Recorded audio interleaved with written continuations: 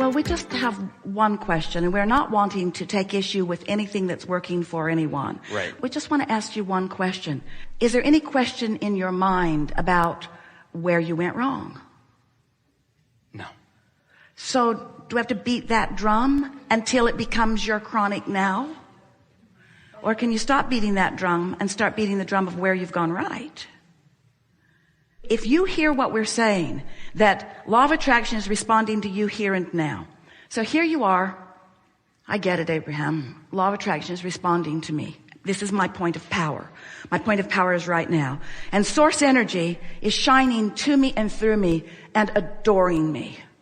So my best resonance is to find that feeling. My most powerful beingness is to find resonance with my inner being who adores me, who appreciates me, who adores me, who loves me unconditionally. But I can't do that right now. I got to do step 4. I can't do that right now. So I'm going to make a list of all the things that I did wrong. And I know full well that my inner being will not go there with me, because my inner being never goes there with me when I beat up on myself. So I'm just going to do step 4, and I'm out here on the raw and ragged edge because my inner being isn't going to come with me, because my inner being will not condemn me just because I am condemning me. And in fact, the negative emotion that I feel is evidence that my inner being will not join me. If my inner being would join me on the beat up on me phase of this 12-step process, then I wouldn't feel the separation between my inner being and me, because there would be no separation, because my inner being would be beating up on me too. But since my inner being won't beat up on me, then I'm choosing to beat up on me, which means I'm choosing to separate myself from me, and I am delaying my recovery, because my recovery is all about my full resonance with the well-being that is mine to have. Ooh, that was the best ever. The best ever. So now, let's take it a little further here. So, I get it about my point of attraction, and I understand about this resonance, and I understand that source is pointed to me and through me. So you all heard all of that. Now we want to talk about something, because this is a subject that we began with here today, and it's a subject that you are so ready to understand, that you are so ready to allow things to begin to manifest in your experiences in the way that you've wanted. You're so ready to actually give the physical birth and have the realization of so many of these things as they move from your vortex of creation into your point of attraction, into your grid, into your climate, into your atmosphere, into your beingness where you are. So, as you stand in any moment, talking about all of you, as you stand in any moment, you are doing one of two things. You are either reacting to something that's going on in the physical world, or you are reacting to the grid that you have prepared. You know the phrase you all use all the time? Maybe not so much anymore, but it was rampant for a while. I want to let you know where I'm coming from. Well, are you coming from your practiced climate, alignment with source? Or are you coming from this vantage point that humans have about one thing or another? And you've trained yourself to come from that vantage point. That's what very conditional love is. When I look out into the world and I look at that condition, I feel good. And so I'm experiencing love, but it's a conditional love because I needed that condition to present itself to me. I needed to sift and sort and find that condition. And now that I found that condition that causes me to feel good, I feel love, but it is a conditional love. Would you agree to that? Mm-hmm. Now, because I'm looking out there, because that's what I'm used to doing, because I'm used to caring what this one thinks and this one thinks and this one thinks. I've been taking the polls of my own life. I've been listening to others. So I've conditioned myself to look for conditions in order to make me feel good. But I'm sort of all over the map on that because the squeaking wheel sort of gets my attention. So when I see a condition that makes me feel good, fortunately my conditional love does feel good. But when I see a condition that makes me feel bad, now I feel like I need to control that condition, but I can't because it's happening in another part of the world or because it's happening to someone else. So now my conditional love isn't serving me very well because I can't control the conditions. You're with us so far, aren't you? What condition can you control?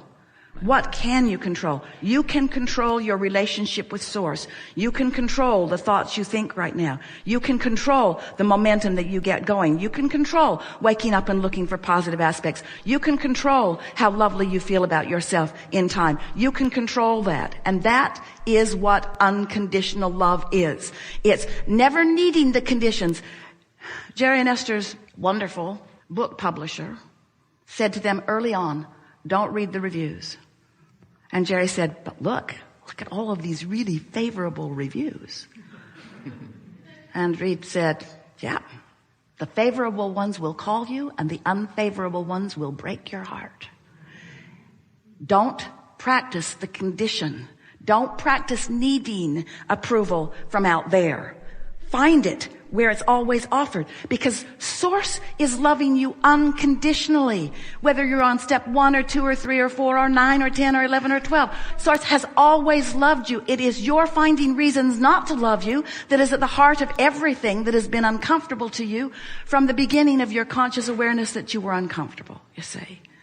So we're not saying throw the program away. We're saying modify it in your own mind. Okay, step 4 accomplished. Did you do step 4? Yep, I did it. I did step 4. How do you know? Because I feel forgiven. I feel forgiven. I know I did it right because I feel so good about me. I feel so good about me that I don't need to cover up the bad way I feel with something to drink or something to shoot or something to snort. I feel so good, unconditionally good. I don't need other conditions to cover up how I feel. That's how good I feel. Step 4, done. So, sometimes you begin your day much as you ended the last day. But if we were standing in your physical shoes, when we would awaken, we would acknowledge, oh, fresh start. I can push the reset button. I have complete control over my point of attraction right here, right now. And I will look for things that feel good, no matter how far into my past I have to dig. I will look for things, no matter how sifting I have to become. Because I understand we're speaking for you. I understand that what I think and what I feel equals my point of attraction. And what I allow or disallow from this magnificent vibrational reality that I have crafted is completely dependent, contingent upon what I do right here, right now in preparing my point of attraction. So as we've been talking to Esther about this point of attraction, she is reaching for the best word to describe it. For a while, we called it the grid, sort of like this framework that would fill in with details, like the frame of your house, and then it fills in with all of the other beautiful things. So there is this vibrational grid that you establish. She found words like climate, this atmosphere, this environment. It's like the petri dish that the scientists so carefully prepare so that they can grow exactly what they intend to grow in their scientific experiment. This is what you are wanting to do. You're wanting to understand you have a point of attraction and we love you so much. You know what's coming next. You haven't been tending to your point of attraction all that well. Because instead of setting your own tone, establishing your own vibrational circuitry, instead of deciding how you want to feel and harmonizing with the energy that creates worlds that makes you all powerful, do you know what it's like when you tune in to the energy that creates worlds? You are more powerful than millions who are not, you see. And so, doing a sales job here. We just don't think that if we were standing in your physical shoes that we would ever think that it would be a very good idea to respond to other things that other people are doing and use that as our basis for attracting everything that comes to us. We would do it on purpose. We would say, world out there and people of the world, I love you very much and you got a lot going on, but these are the things I choose for me today. I want to appreciate where I go. I want to feel good. I want to bless this planet and all that it is. I want to feel good in my body and appreciation for it. And I'm going to practice myself in to those vibrational frequencies. And then here's the best part. Then you get to be those sitting on the front row of your own manifestations. You get to see the results of the climate that you have deliberately prepared. And another thing that's wonderful is that the first day when you wake up, I'm awake.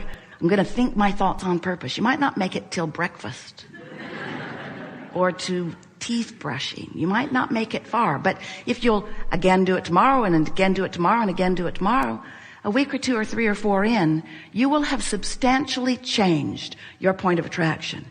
And the evidence as things flow from your vortex into your realization, first in the form of emotion, and next in the form of clear thought, and next in the form of rendezvousing with this one and this one and this one. Life is supposed to be really, really, really, really fun for you. And unless you are in the driver's seat of your own life, it isn't, you see. So now you know everything we know. We've enjoyed this interaction immensely. We hope you have a really good day. We are eager to talk with you about anything that matters to you. There is nothing that is off limits. You will notice right from the first person who we play with that it is our dominant intent to help you find a vibrational point of attraction that will serve you. That will serve you. So we are not really good sounding boards, not for long, other than maybe just establishing the point of the conversation about what's going wrong. Because we see no value in helping you to describe in any detail an event, an experience, opportunity that has not yet shown up in the way you want it to, and hold the vibration of why you don't want the rain active in your vibration. We want to talk about why you want the rain. We want to talk about why you want the gig, why you want the job, why you want the lover, why you want the fun, why you want the clarity, why you want whatever it is that you want. Because whatever it is that you want is a wonderful thing. You've crafted it out of what you've lived, and it's valid, and it is a reality, and it is a vibrational reality, and it is ready to pop for you. You've just got to find resonance with it. And that's what we're all about here. So let's go find some resonance. We've enjoyed this interaction more than words can express fully.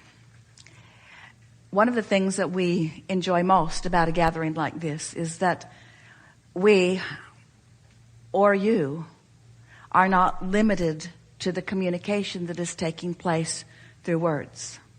There is a vibrational thing that is happening. The words are helpful because they cause us to focus similarly. And as we focus similarly, then the broader experience of the vibrational knowing and clarity can then take place. A gathering like this, from our point of view, is of advantage to you because through your willingness and patience to participate in dialogue like this, you have focused in the vibrational vicinity of your source longer than you usually do. And because of that longer focus, even though we're all sort of in and out of it depending on what's happening in the questions and answers, for the most part, it is a time of sustained vibrational frequency that is in keeping with who you really are. And that's why, almost without exception, everything that we said here today, even the things that have never been said before, were received by you. That's why you got it. Now, as you move from this room and try to explain to anybody what this was about, that clarity will probably subside just a little bit because this is a peak experience. But the value of it is you practiced a vibration that took you to a new place, which gives you two really wonderful advantages. The first is that now you've found this new frequency and you've sustained it for a little bit of time, enough time. When you slip from it, you will recognize it. So your keen awareness of your own guidance system has been enhanced as a result of a participation like this here today. And the other thing that is wonderful is that your point of attraction has shifted as a result of the mental focus that you have participated in today. You are not leaving this room with the same sustained frequency that you entered it, which means everything in your experience is going to be different.